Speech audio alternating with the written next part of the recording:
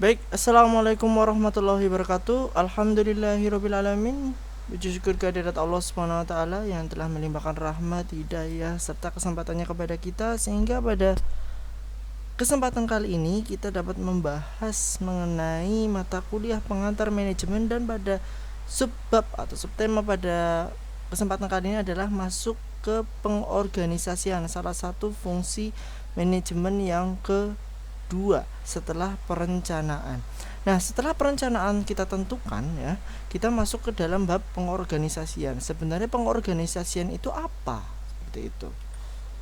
Sebenarnya secara singkat, secara simpelnya, bahwa yang namanya pengorganisasian adalah proses untuk menyusun struktur organisasi ya, dimana struktur organisasi ini harus sesuai dengan apa?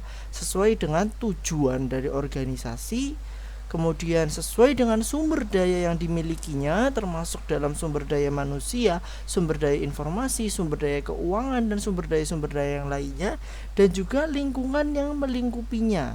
Lingkungan itu misalnya kalau perusahaan bisa saja industri ya, industri tempat dia menjalankan usahanya, misalnya untuk perusahaan yang bergerak di bidang food and beverage, misalnya perusahaan yang di bidang sarana produksi pertanian, dan perusahaan di bidang otomotif misalnya yang lainnya dan sebagainya, ataupun lingkungan dalam kompetisi bisnis yang dia geluti atau di mana perusahaan itu geluti. Setidaknya pada pengorganisasian ya, pada penyusunan struktur organisasi ini ada dua aspek utama ya. Apa aspek itu? Yang pertama adalah departementalisasi dan pembagian kerja. Ingat, yang namanya pengorganisasian itu dilakukan setelah perencanaan. Di sini belum ada personilnya ya, belum ada personilnya. Kita belum ngobrol masalah personilnya. Yang penting apalagi ini kalau kita membicarakan organisasi baru atau perusahaan yang baru gitu. Walaupun ini juga bisa diterapkan pada perusahaan yang sudah berjalan, yang sudah ada personilnya. Nah, setelah kita merencanakan perencanaan, kita menyusun struktur organisasi yang dimana ada departementalisasi di situ, departementalisasi dan juga pembagian kerja. Departementalisasi apa? Departementalisasi nanti akan dibahas lebih detail lagi. Ini sekilasnya adalah pengelompokan kegiatan-kegiatan kerja pada suatu organisasi ya, agar kegiatan-kegiatan sejenis dan saling berhubungan dapat dikerjakan bersama, sehingga ada departemen-departemen di mana departemen-departemen tersebut kerjanya ya, tanggung jawabnya, bagian kerjanya itu setidaknya sejenis gitu ya. Dan hal ini akan tercermin pada struktur formal organisasi yang tampak atau ditunjukkan oleh suatu bagian organisasi. Nanti misalnya contohnya ada departemen keuangan yang membahas masalah keuangan ya, kerjanya kegiatan-kegiatannya sejenis, saling berhubungan terkait dengan keuangan saja gitu. Ada juga pemasaran, ada juga departemen SDM, ada juga departemen produksi dan departemen-departemen yang lainnya yang sejenis. Dan ini otomatis juga bisa saling bekerja sama atau saling terkoneksi antara satu dengan yang lainnya. Itu departementalisasi secara singkat. Oke, yang kedua adalah adanya pembagian kerja ya. Otomatis harus ada pemerincian tugas pekerjaan agar setiap individu di dalam organisasi itu bertanggung jawab untuk melaksanakan sekumpulan kegiatan yang terbatas gitu ya. Harus ada pembagian kerja, karena kalau kita ngobrol masalah organisasi, ngobrol masalah perusahaan, ngobrol masalah negara, tugasnya itu banyak banget gitu ya. Tugasnya itu banyak ya. Nah, perlu adanya pembagian kerja yang jelas ya. Oh, dari masalah yang banyak ini, dari tugas yang banyak ini, kita bisa pecahkan satu-satu ya, yang nanti akan dipegang oleh, ditanggung jawabi oleh misalnya departemen tertentu atau bahkan individu tertentu dari departemen tersebut. Nah, maka dari itu organisasi itu perlu ada pembagian kerja, dan sebisa mungkin pembagian kerjanya itu rinci dan jelas dan terintegrasi antara satu dengan yang lainnya, sehingga tujuan organisasi ke depannya itu bisa benar-benar tercapai seperti itu. Oke, next. Nah, dalam proses pengorganisasian sendiri, pemerincian seluruh pekerjaan itu harus dilaksanakan untuk apa? Untuk mencapai tujuan organisasi. Tetap ya, mencapai tujuan organisasi. Walaupun pemasaran berbeda tugas dengan yang namanya keuangan, ya, tetap harus saling berkoordinasi untuk mencapai tujuan organisasi. Meskipun tugas individu satu dengan individu yang lainnya mungkin berbeda, tapi setidaknya tujuan organisasinya atau setidaknya kegiatan tersebut yang saling berbeda dilakukan oleh orang yang berbeda, kelompok yang berbeda, departemen yang berbeda, itu terintegrasi untuk satu langkah untuk mencapai tujuan organisasi. Maka dari itu penting sekali pimpinan manajer untuk memahami hal ini ya, jangan sampai pekerjaan itu terpecah-pecah. Paling tidak direncanakan di awal, kamu tugasnya ini, departemen ini tugasnya ini, departemen yang lain tugasnya ini, tapi kedua-duanya saling selangkah demi selangkah untuk mencapai tujuan organisasi. Nah, pembagian beban kerja total menjadi kegiatan ini harus dilakukan secara logik dan dapat dilaksanakan, setidaknya kalau kita ngobrolin individu, dilaksanakan oleh satu orang. Kerja yang segitu banyaknya dalam satu organisasi setidaknya bisa dibagi menjadi kegiatan-kegiatan yang logis yang bisa dikerjakan oleh satu orang. Pembagian kerja tidak terlalu berat sehingga bisa diselesaikan dengan mudah ya. Dengan mudah itu bukan berarti juga terlalu ringan. Karena apa? Karena pasti akan ada waktu yang menganggur kalau terlalu ringan, dan itu menjadi tidak efisien dan menimbulkan biaya yang tidak perlu seperti itu, misalnya gitu. Jadi kuncinya adalah tidak terlalu berat dan juga tidak terlalu mudah ya, proporsional saja, satu individu itu dapatnya berapa ya, pas gitu ya, efektif, efisien.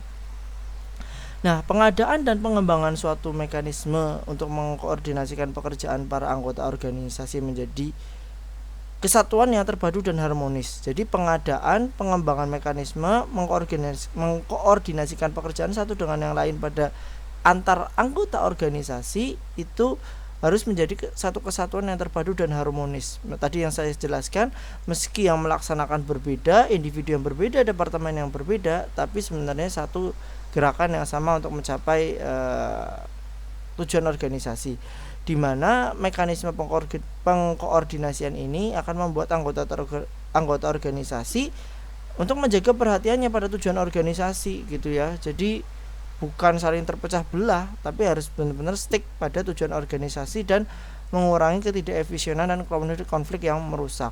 Ya, meskipun setiap departemen, setiap individu itu punya kepentingan ya, untuk menengahi itu adalah tujuan organisasi. Asalkan tujuan organisasi itu tercapai, ya kita bisa saling menengahi. Pimpinan misalnya ketika ada konflik bisa menengahi mana yang harus diprioritaskan, mana yang nanti dulu gitu ya, agar apa? Agar konflik-konflik tersebut mereda, yang kembali lagi pada tujuan dari organisasi yang ingin dicapai.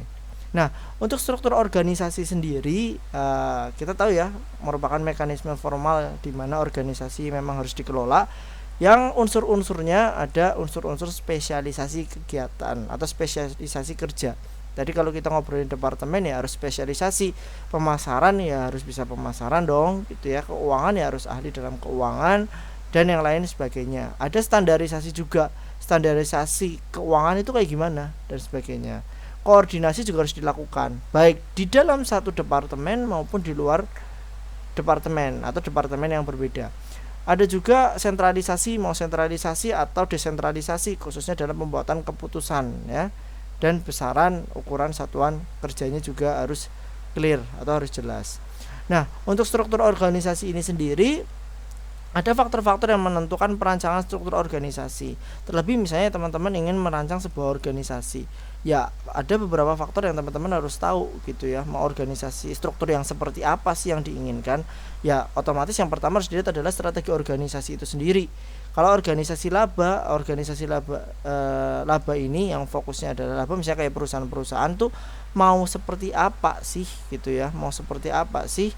Kalau misalnya organisasi tersebut mau atau akan atau berkembang ya menjadi besar dan sebagainya, ya otomatis untuk ramping agak susah. Mungkin perlu struktur organisasi yang agak gemuk gitu ya, yang horizontal misalnya agak gemuk gitu ya, divisinya banyak dan sebagainya.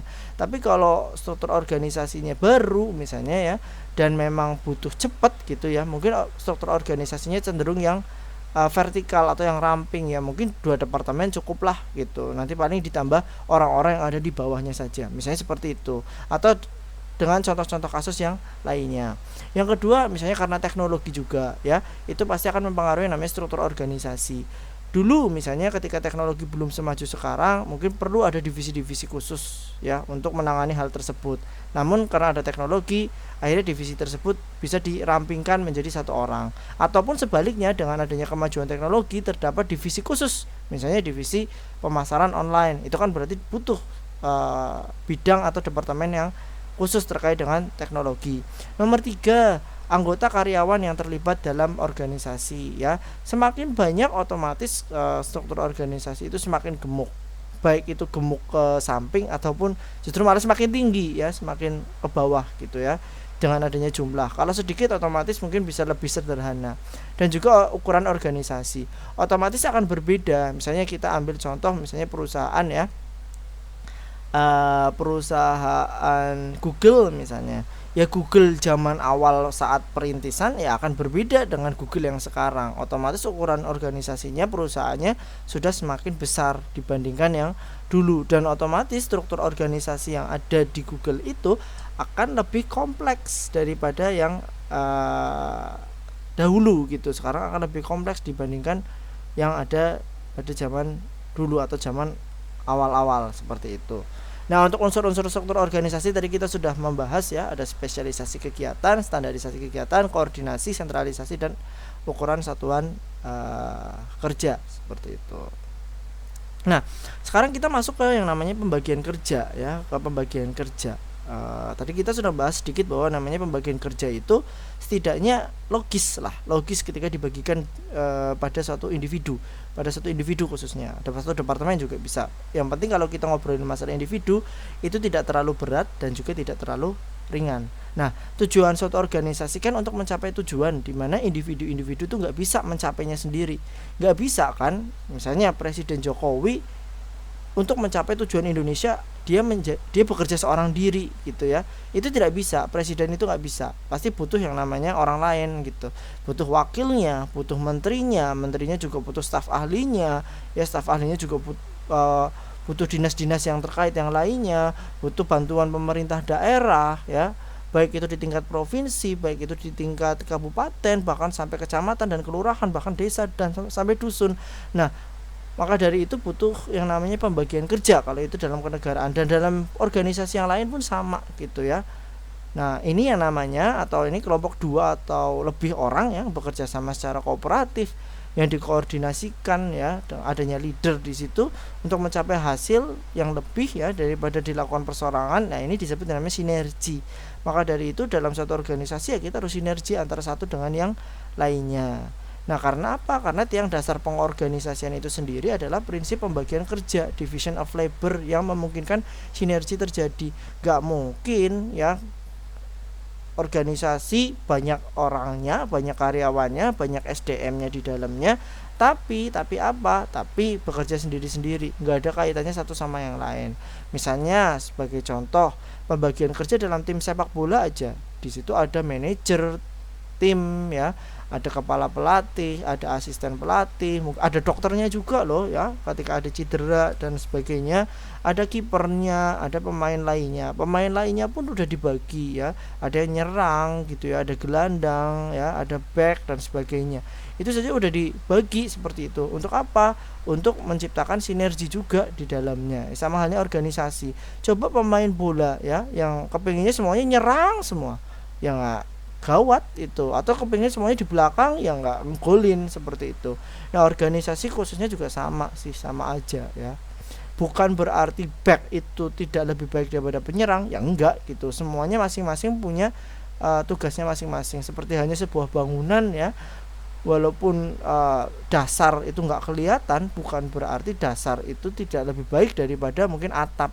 Ya dasar lebih baik, cuma nggak kelihatan. Misalnya atap mungkin fungsinya ya, kalau misalnya nggak ada atap mungkin orang masih bisa lah hidup gitu, tapi kalau nggak ada fondasi dasarnya yang baik ya rumah itu nggak bisa berdiri. Tapi kita seringkali melihat atapnya saja, ya itu bisa seperti itu. Kadang di dalam organisasi pun sama gitu ya, ada orang yang sebenarnya nggak begitu terlalu terlihat tapi tugasnya luar biasa gitu. Ada yang mungkin orang memang tugasnya terlihat ya karena memang tugasnya gitu ya, bukan berarti dia juga nggak penting, tapi ya ada yang tugasnya memang harus terlihat, ada yang tugasnya memang di belakang. Makanya ada istilah mungkin ada frontliner gitu ya, back atau apa namanya yang di belakang dan sebagainya, backstage dan sebagainya. Ya kayak kalau di dunia entertain itu ada tim kreatif gitu ya. Tim kreatif itulah yang merancang semua agar entertain itu bisa memuaskan, bisa membahagiakan si penontonnya, seperti itu contohnya. Nah, dan pembagian kerja ini efektif karena hanya komponen kecil dari pekerjaan yang dilaksanakan ya. Misalnya contohnya ya setiap individu ya dapat pembagian yang sesuai dengan individu tersebut gitu ya. Kualifikasi personalnya juga yang rendah juga bisa digunakan misalnya ya. Kayak bahkan seorang OB gitu ya, kan nggak mungkin ya misalnya direktur udah bertanggung jawab seluruh perusahaan harus cuci juga gitu ya, semuanya dicuciin oleh direktur, kan enggak. Nah, akhirnya personalia yang dengan kualifikasi yang lebih rendah itu bisa berguna, bisa bermanfaat, dan itu juga sama berguna juga untuk organisasi walaupun letaknya misalnya OB bahkan misalnya, tapi itu juga tetap ya mempengaruhi yang namanya keberhasilan organisasi, mau kita akui ataupun tidak ya, itu tetap faktanya seperti itu. Dan juga ada latihan serta hierarki jabatan yang lebih mudah ditentukan ketika ada pembagian tugas. Lebih dari itu, pembagian kerja mengarahkan juga pada peralatan dan mesin-mesin yang efisien untuk meningkatkan produktivitas. Ya, mengarahkan mesin ini tanggung jawabnya siapa, mesin ini tanggung jawabnya siapa, dan sebagainya. Itu bisa seperti itu ketika kita memang melakukan pembagian tugas yang secara adil dan merata lah, at least seperti itu. Nah, kita juga melihat bahwa yang namanya pada organisasi ada yang namanya organisasi formal ya. Kalau bagian organisasi itu biasanya kaitannya dengan organisasi secara formal gitu. Nanti ada pembahasan organisasi informal, tapi kita akan fokus di sini ya. Biasanya organisasi kan formal. Struktur organisasi itu terlalu kompleks kalau misalnya kita mau ngobrol secara obrolan aja nih, secara lisan aja nih gitu ya, secara verbal aja nih, lisan maupun tulisan. Manajer itu perlu menggambarkan yang namanya bagian organisasi, dan saya yakin teman-teman sudah paham betul, sudah pernah lihat yang namanya bagian organisasi untuk menunjukkan sebuah struktur organisasi, di mana bagian organisasi ini bisa memperlihatkan susunan fungsi-fungsi departemen-departemen atau posisi-posisi organisasi dan menunjukkan bagaimana hubungan antara satu dan yang lainnya. Banyak bentuk-bentuk bagian organisasi, contohnya misalnya bentuk piramid yang pertama. Bentuk ini paling banyak digunakan karena sederhana, jelas, dan mudah dimengerti. Gambarnya ini ya, gambar organisasi ini, yang ini piramid. Yang paling banyak kan teman-teman paling banyak lihat bagian organisasi yang seperti ini. Kemudian yang kedua, bentuk vertikal. Bentuk vertikal ini menyerupai piramid, yaitu dalam hal pelimpahan kekuasaan ya dari atas ke bawah. Hanya bagian vertikal berwujud tegak sepenuhnya. Contohnya seperti ini. Itu ya.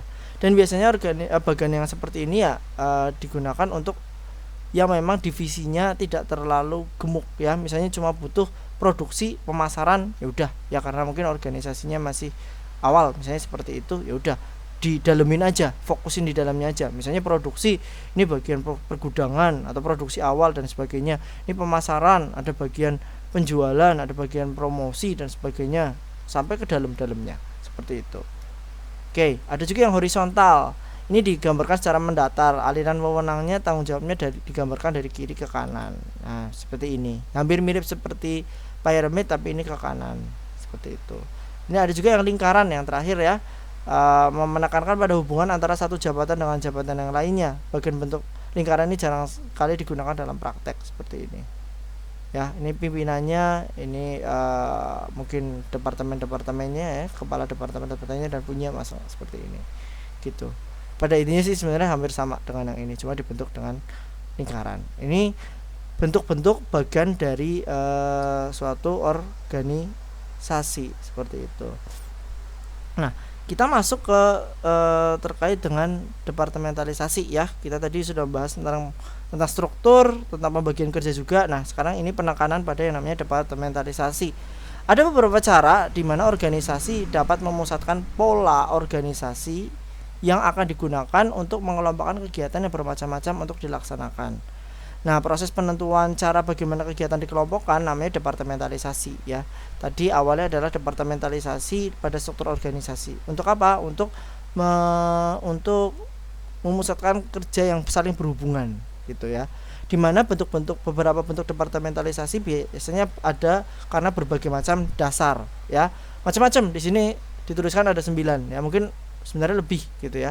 Ada yang berdasarkan fungsi, misalnya ada departemen pemasaran, departemen akuntansi, keuangan, produksi, keuangan juga dan sebagainya, atau SDM, informasi dan sebagainya. Ada juga berdasarkan produk ataupun jasa ya. Mungkin ada divisi mesin cuci kalau misalnya di elektronik, ada divisi lemari es, televisi, radio, atau karena wilayah juga divisi Jakarta, Jawa Barat, Jawa Tengah, Indonesia Timur ya, yang divisi internasional dan lain sebagainya. Ada langganan ya, ada proses peralatan ya, divisi pemotongan, divisi perakitan, waktu juga, pelayanan juga dan sebagainya. Nah, paling tidak kita tahu ya berbagai macam departementalisasi, bentuk-bentuknya seperti apa. Tapi sebenarnya di secara spesifik lagi, departementalisasi pun dibagi menjadi 2 gitu ya. Yang pertama adalah departementalisasi fungsional, yang kedua adalah divisional. Untuk yang fungsional sebenarnya mengelompokkan fungsi-fungsi yang sama atau kegiatan-kegiatan yang sejenis yang membentuk suatu satuan organisasi, di mana individu-individu ini melaksanakan fungsi yang sama dan dikelompokkan bersama seperti seluruh personalia. Misalnya contohnya kayak di sini ya, penjualan, akuntansi, programmer dan sebagainya. Ini mengelompokkan fungsi yang sama dari kegiatan-kegiatan yang sejenis ya. Ada produksi gitu ya. Ada produksi, ada pemasaran, keuangan, kegiatannya sama. Ya personalia yang ngurusin personalia, yang keuangan yang ngurusin keuangan, pemasaran yang keuangan. Adapun untuk departementalisasi divisional, ini banyak perusahaan besar dengan banyak jenis produk ya, biasanya kayak Unilever ya, kayak Indofood misalnya, kayak ABC misalnya. Ini diorganisasikan menurut struktur organisasi divisional ya, kalau produknya banyak biasanya.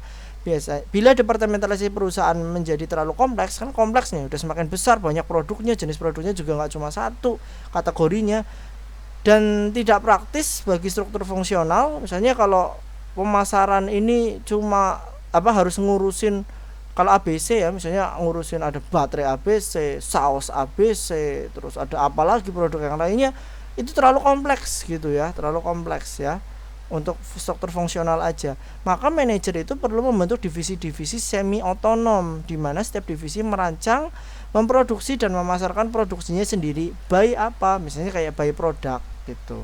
Organisasi divisional ya, selain by produk misalnya, dapat mengikuti divisi-divisi atas dasar ini enggak, selain produk ya, ada wilayah, ada langganan, atau karena prosesnya atau peralatan yang dioperasikan gitu. Contohnya apa? Misalnya kayak gini. Ini divisi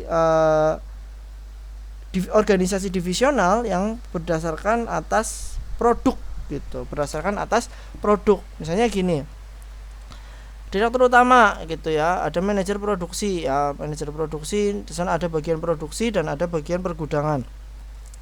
Nah, ini ya, ada semi otonomnya sendiri, yaitu untuk divisionalnya, yaitu ada susu sendiri gitu ya, bagian pergudangan susu bagian produksi susu sendiri, sabun mandi sendiri, pasta gigi sendiri, mie instan sendiri misalnya. Kalau ya yang perusahaan yang memproduksi semua ini kan ada gitu ya. Contohnya kayak misalnya kayak ABC aja, banyak macamnya, banyak ragamnya gitu ya, ragam produknya itu banyak seperti itu.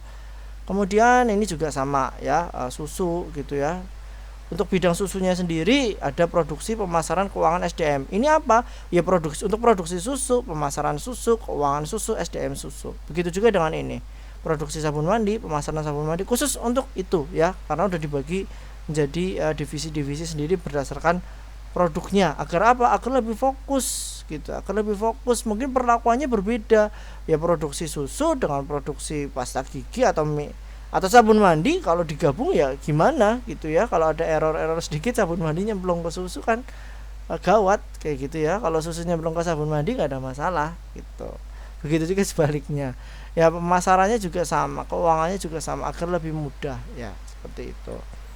Ada juga karena atas dasar wilayah, struktur organisasi divisional atas dasar wilayah, karena misalnya sudah ekspansi besar, kompleks ya. Ada wilayah Jakarta sendiri, penjualan Jakarta sendiri, Bandung sendiri, Makassar sendiri, Medan sendiri, seperti itu ya. Ini juga karena kekompleksan ya. Jakarta megang kayak gimana ini dan sebagainya. Ada karena langganan juga gitu ya. Sabun mandi misalnya dibikin divisi ya, sabun mandi untuk bayi, untuk anak-anak, remaja dan dewasa. Karena apa? Pendekatannya mungkin berbeda ya. Produksinya mungkin berbeda gitu. Untuk bayi sendiri, anak-anak sendiri, remaja sendiri dan sebagainya. Bisa juga seperti ini. Oke. Itu setidaknya itu departementalisasi ya.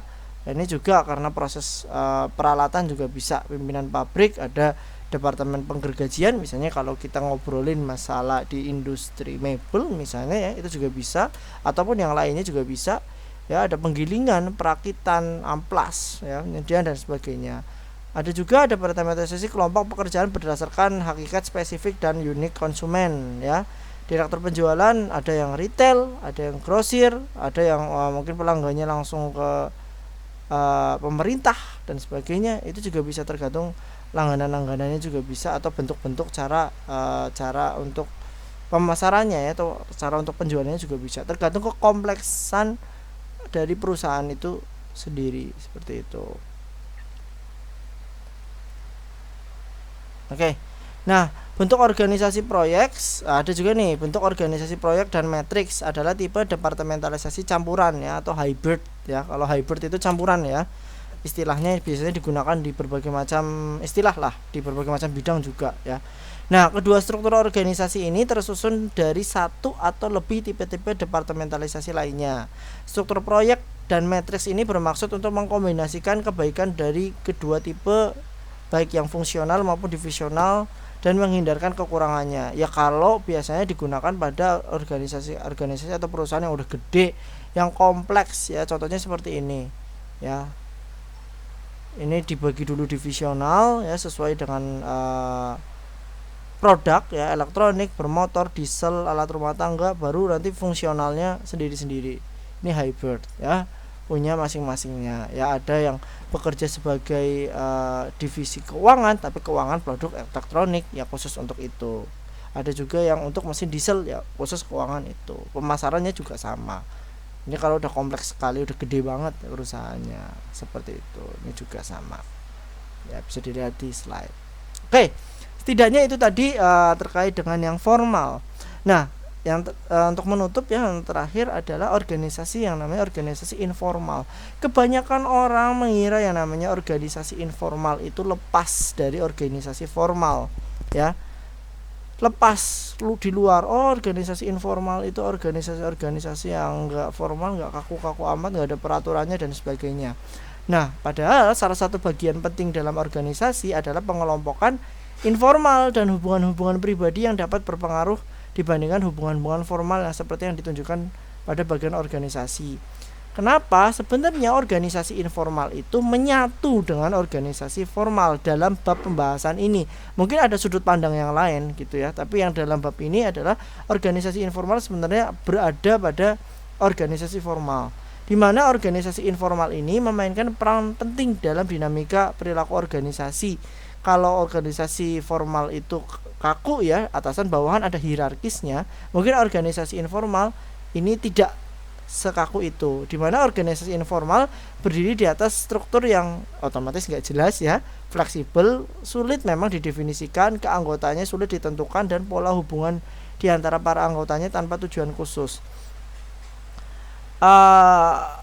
Contohnya seperti apa? Setidaknya ada bidang utama di mana organisasi formal dan informal itu berbeda. Tapi sebelum saya masuk ke sini, saya contohkan organisasi informal itu misalnya contohnya di kantor ya, antara direktur dengan kepala bidang, yaitu informalnya, hubungannya informal, ada hierarkisnya di situ.